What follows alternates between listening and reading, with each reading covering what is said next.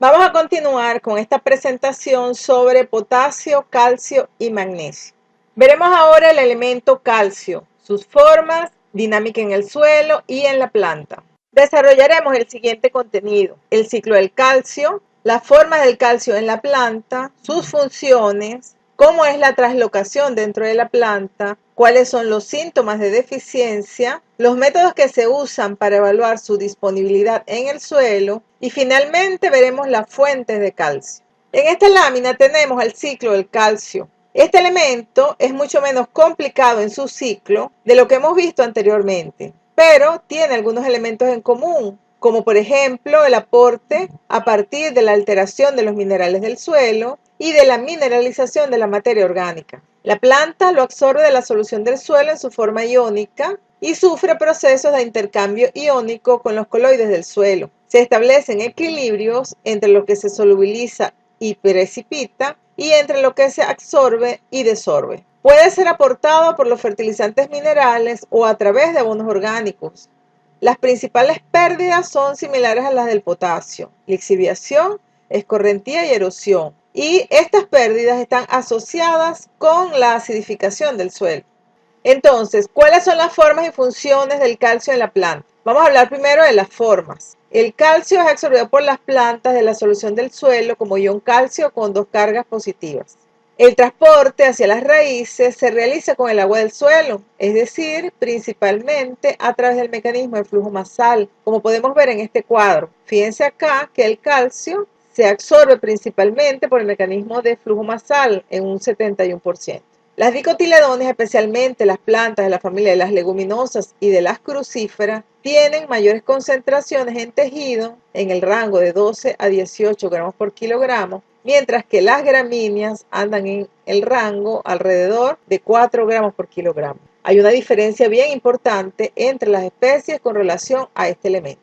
El calcio tiene funciones muy importantes en la planta, principalmente las relacionadas con la integridad de las membranas celulares. Entonces, promueve el alargamiento celular, toma parte en la regulación estomática, fortalece la estructura de la pared celular, afectando la permeabilidad de la célula, el contenido celular y los mecanismos de toma de nutrientes. Esto lo hace a través del pectato de calcio. Esta es una función muy importante porque si hay deficiencia de calcio, hay fuga de contenido celular, pero también afecta lo que entra a la célula, como por ejemplo los nutrientes. También tiene acción en la regulación de los procesos enzimáticos, por ejemplo con el alfa-amilasa, la proteína sinasa y las tepeasas, y también las hormonas. Continuando con las funciones del calcio, otras importantes son la neutralización de ácidos formados como consecuencia del metabolismo celular. La presencia de calcio en la planta favorece la absorción de nitrato, ayuda a proteger a la planta contra el estrés de temperatura alta, esto es a través de la inducción de proteínas de choque térmico, y contra enfermedades, ya sean de hongos o de bacterias. También afecta la calidad del fruto. Los síntomas de deficiencia se aprecian en las zonas meristemáticas, donde las células se están dividiendo activamente. Veamos ahora cómo es la translocación dentro de la planta. El calcio es móvil en el xilema, junto con el movimiento que acompaña la transpiración. Por tanto, los órganos de la planta con bajas tasas de transpiración, por ejemplo las hojas, frutos y tubérculos, y de transporte por el xilema, son aquellos más proclives a demostrar deficiencia. El calcio no se mueve por el floema, similar a lo que vimos con el azufre. Para cultivos cuyo producto de cosecha crece bajo el suelo, como la papa, maní, etc., se requiere el elemento alrededor de las raíces, especialmente próximo a los puntos de crecimiento. También otros órganos subterráneos, ya que la planta no lo va a mover dentro de ella en la parte subterránea. En esta lámina tenemos fotos de deficiencia de calcio en algunos cultivos. Los que requieren calcio para el llenado del fruto, como pimentón, tomate, patilla, entre otros, presentan unos síntomas característicos. Vemos un ennegrecimiento desde la punta hacia la base, llamado coloquialmente culillo. Esto es precisamente porque es en esa zona donde se presenta la deficiencia asociada a la baja transpiración. En las hojas también se pueden presentar los síntomas. La hoja no puede desplegarse bien y queda como arrugada con los bordes necróticos. Aunque no se puede ver en la foto, si tocamos las zonas dañadas se siente humedecida. Y esto es debido a que los contenidos celulares están saliendo hacia el exterior. En esta foto vemos síntomas similares en frutos de tomate y de melocotón y también en hojas de papa y pepino. Hablaremos ahora de la disponibilidad de calcio para las plantas. La concentración de calcio total en los suelos depende de su naturaleza, entre 1 y 30% en suelos calcáreos de regiones áridas y semiáridas, entre 0,7 y 1,5% en suelos no calcáreos de regiones templadas húmedas y entre 0,1 y 0,3% en suelos de regiones tropicales, meteorizados y con alta tasa de precipitación. Entonces, ¿de qué depende la disponibilidad de calcio para las plantas? Pues del pH del suelo. Habrá menor disponibilidad de calcio en suelos ácidos. También está influenciado por la capacidad de intercambio catiónico. Habrá menor disponibilidad cuando la capacidad de intercambio catiónico del suelo es baja. Pero también depende del porcentaje de la capacidad de intercambio catiónico que está saturado con calcio. Esto significa que no es suficiente con las cantidades absolutas de calcio, sino que nos interesa que se mantenga un porcentaje de saturación. Se ha demostrado que es posible que exista respuesta a la aplicación de calcio si el porcentaje de saturación con calcio es menor al 25%. El tipo de arcilla también es importante. Las arcillas del tipo 2A1, como la monmorionita, requieren mantener un estatus de calcio en relación a porcentaje mayor que las arcillas de tipo 1A1 como la caolinita.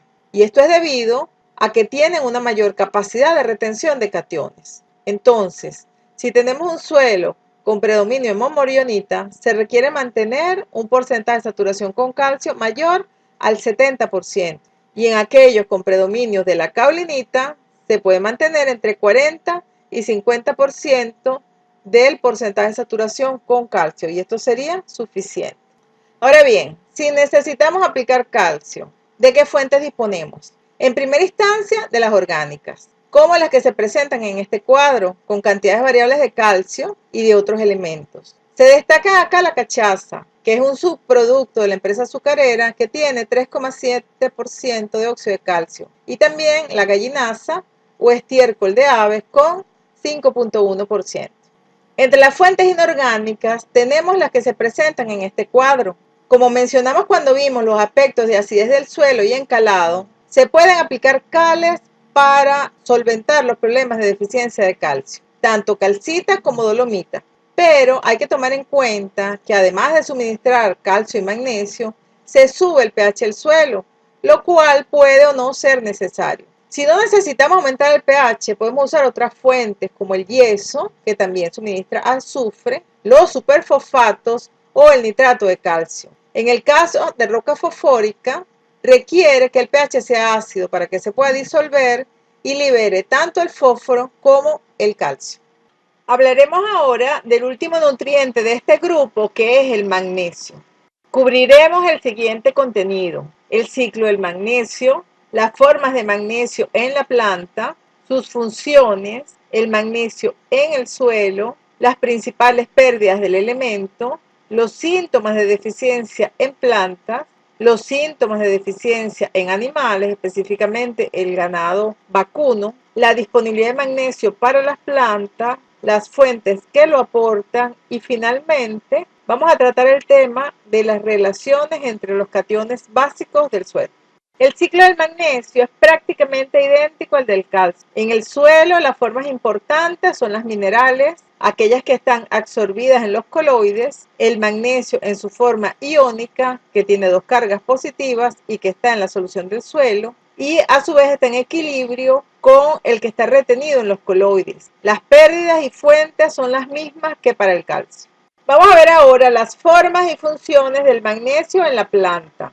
Con relación a las formas, el magnesio es absorbido de la solución del suelo en su forma iónica como magnesio más 2. Al igual que en el caso del calcio, el transporte hacia las raíces se realiza principalmente por el mecanismo de flujo masal, es decir, acompañando el movimiento de agua en el suelo. La proporción de este mecanismo de absorción se presenta en el siguiente cuadro. Fíjense que en el caso del magnesio, el 87% de la absorción se realiza por flujo masal. Los contenidos de magnesio en tejido varían entre 2 y 4 gramos por kilogramo, con diferencia entre los cultivos. Ahora bien, ¿cuáles son las funciones del magnesio en las plantas? Todos alguna vez hemos visto la estructura de la clorofila. donde el magnesio ocupa el lugar central de la molécula. Entonces, alrededor del 15 al 20% del magnesio que hay en las plantas está asociado con la clorofila y esa es una de sus principales funciones. Pero además de participar en la fotosíntesis como parte de la clorofila, el magnesio cumple una función en la estabilización de ribosomas que participan en la síntesis de proteínas. También influye en la actividad de enzimas que participan en los procesos de fosforilación, que es la reacción que está asociada a la transferencia de energía en forma de fosfato a partir del ATP. En resumen, participa en la síntesis de proteínas, de carbohidratos, grasas y varias vitaminas, y en el balance energético de la planta. La concentración de magnesio total varía con la textura y la humedad del suelo. Este elemento representa el 4% en suelos de texturas finas y en regiones secas y alrededor de 0,1% en suelos arenosos de regiones húmedas. Con relación a las pérdidas de magnesio, este es un elemento muy móvil y se puede perder por lixiviación. Y el potencial de lixiviación en el suelo va a aumentar con el mayor contenido de magnesio en el suelo, el mayor contenido de agua, ya sea por lluvia o por el riego, también donde se hacen altas aplicaciones de fertilizante potásico o con calcio, y finalmente las pérdidas son altas, donde la absorción por parte de la planta es menor. Entonces, ¿en qué condiciones podemos tener mayor probabilidad de deficiencia de magnesio?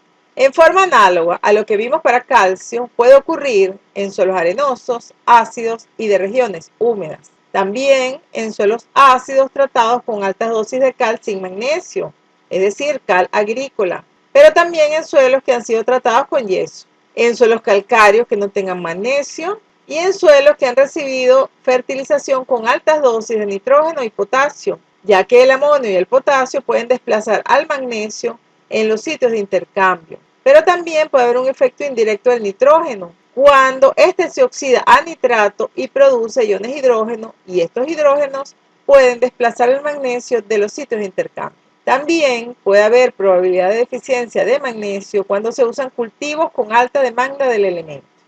Vamos a ver algunos síntomas de deficiencia de magnesio en plantas.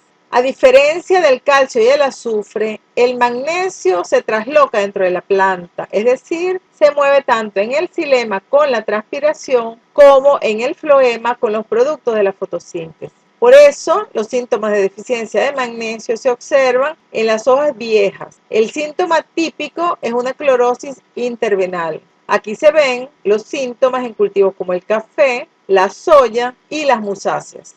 En esta foto se ven los síntomas característicos de la deficiencia en cítricas, donde se presentan en las hojas inferiores. Las superiores no los presentan. También tenemos deficiencias en tomate, frijol y trigo. Fíjense que no solo afecta el crecimiento de la parte aérea, sino también el de las raíces. Hay un caso en particular en el cual la deficiencia de magnesio se presenta en animales. Es lo que llamamos el síndrome de hipomagnesia en ganado, especialmente en ganado lechero. Ocurre en pastos con bajo contenido de magnesio, en suelos con bajo contenido de magnesio en forma natural o en suelos que han recibido altas dosis de amonio o de potasio. El ganado que consume estos pastos sufre de espasmos o movimientos incontrolados de los músculos. Esto se puede manejar con suplemento de magnesio como bloques multinutricionales si es que el ganado está a pastoreo directo. ¿Qué fuente podemos usar para corregir las deficiencias de magnesio? Las fuentes van a depender del tipo de aplicación que querramos hacer. Si se hacen aplicaciones al suelo, la cal dolomítica es una fuente de calcio y magnesio. También se puede usar sulfato de potasio y magnesio, que es la lacbeinita, que tiene entre 10 y 11% de óxido de magnesio y también aporta potasio y azufre. O podemos usar el sulfato de magnesio o quiserita, que aporta entre 20 y 22% de óxido de magnesio y que además aporta azufre. Pero si lo hacemos en aplicaciones foliares, se puede usar la sal de Epsom, que es un sulfato de magnesio hidratado que aporta alrededor de 10% de magnesio. También puede ser el cloruro de magnesio o el nitrato de magnesio. El último tema que vamos a tratar tiene que ver con las relaciones entre cationes básicos, calcio, magnesio y potasio. Esto es muy importante cuando se trabajan con recomendaciones de fertilizantes y el aporte que debemos dar de potasio, calcio y magnesio. En estas recomendaciones podemos manejar dos criterios. Uno es el nivel de suficiencia de los nutrientes disponibles y el otro es la relación de saturación de cationes básicos. Con relación al nivel de suficiencia, está más dirigido a atender los requerimientos de la planta y lo importante cuando se maneja este criterio es el nivel crítico. En esta tabla se pueden ver los rangos de niveles críticos para calcio, magnesio y potasio. La filosofía que hay detrás de este criterio es que si tenemos en el suelo concentraciones de calcio, magnesio y potasio que estén por encima de los niveles críticos, el cultivo debería estar adecuadamente nutrido. En este caso se consideran los niveles de los nutrientes por separado, en forma absoluta, es decir, cuánto hay de calcio, de magnesio y de potasio. Si vemos ahora la relación de saturación de cationes en la capacidad de intercambio catiónico, este criterio va más bien dirigido a cuáles son las necesidades del suelo y lo que predomina es que los suelos deben tener una relación balanceada con relación a la capacidad de intercambio catiónico.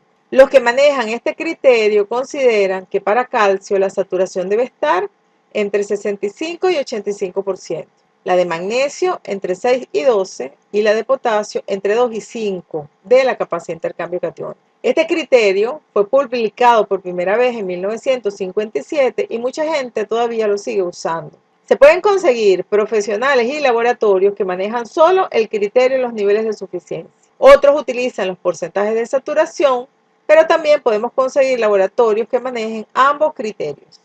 Veamos cuáles son los antecedentes de estos criterios. Esto de las relaciones entre cationes comenzó hace más de 70 años en los Estados Unidos. Este investigador, Beer y colaboradores en 1945 publicó sus trabajos con ensayos de invernadero en alfalfa.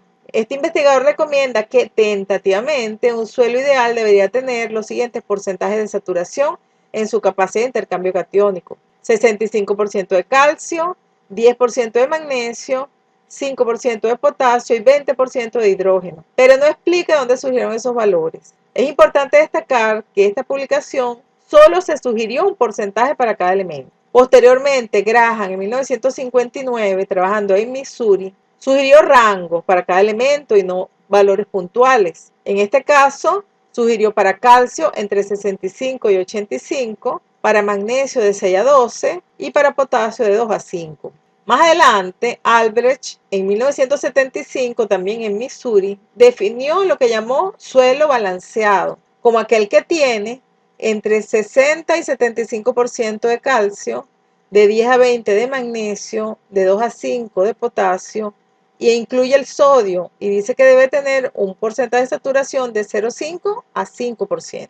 Al igual que los trabajos anteriores, no está claro de dónde sacan estos valores. Ahora, ¿qué podemos derivar de estos estudios? Es frecuente que nos encontremos con recomendaciones técnicas que consideran que el crecimiento óptico de las plantas solo se va a dar si en el suelo tienen relaciones balanceadas o ideales entre los cationes calcio, magnesio y potasio. La verdad es que sobre esto no hay evidencia científica suficiente. Entonces, ¿qué hacemos con estas relaciones? Vamos a ver algunos resultados de investigaciones un poco más recientes. En esta gráfica de la izquierda tenemos el efecto de la relación calcio-magnesio sobre el rendimiento relativo de mijo, que es una gramínea, en dos suelos diferentes. Como se aprecia, la relación calcio-magnesio no tuvo impacto sobre los rendimientos. No importa si la relación era 2, 4 o 16, los rendimientos estaban cercanos al 100% en los dos suelos. En la gráfica de la derecha tenemos el peso seco relativo de alfalfa, cuando varió la relación calcio-magnesio desde valores muy bajos hasta más de 30, y tampoco hubo efecto de los rendimientos, con bajos o altos niveles de fósforo en el suelo. En estos trabajos de Tacistro 2015 se está evaluando las relaciones calcio-magnesio y el porcentaje de saturación de la capacidad de intercambio catiónico con calcio y magnesio en la Frailesca, México. En los tres ejemplos se evaluó los rendimientos de maíz y los resultados son algo parecidos en el caso de la relación calcio-magnesio, pero si se usa el porcentaje de saturación con calcio y magnesio, los rendimientos suben y luego se estabilizan a porcentaje de saturación entre 50 y 60% para calcio y alrededor de 5 a 6% para magnesio. De estos resultados se deduce que en lugar de manejar las relaciones calcio-magnesio, calcio-potasio o calcio-magnesio-potasio, es más útil manejar los porcentajes de saturación en la capacidad de intercambio catiónico de los cationes por separado. Con base a lo explicado anteriormente, las recomendaciones que se pueden tener es que muchos consideran que el crecimiento óptico de las plantas se dará solamente cuando el suelo tiene relaciones balanceadas o ideales entre cationes específicos, pero que sin embargo los rendimientos no parecen afectarse por esas relaciones. Además, no hay suficientes evidencias científicas para recomendar el uso de relaciones ideales entre cationes básicos para las recomendaciones de fertilización. Además, en forma práctica es muy difícil modificar estas relaciones con el manejo. Se sugiere entonces asegurar la disponibilidad de los cationes basado en valores críticos o porcentajes de saturación en la capacidad de intercambio catiónico. Finalmente, aquí les dejo una lista de referencias bibliográficas que se citaron en la presentación, por si las quieren consultar. Con esto finalizamos esta presentación sobre las bases cambiables, potasio, calcio y magnesio. Muchas gracias por su atención.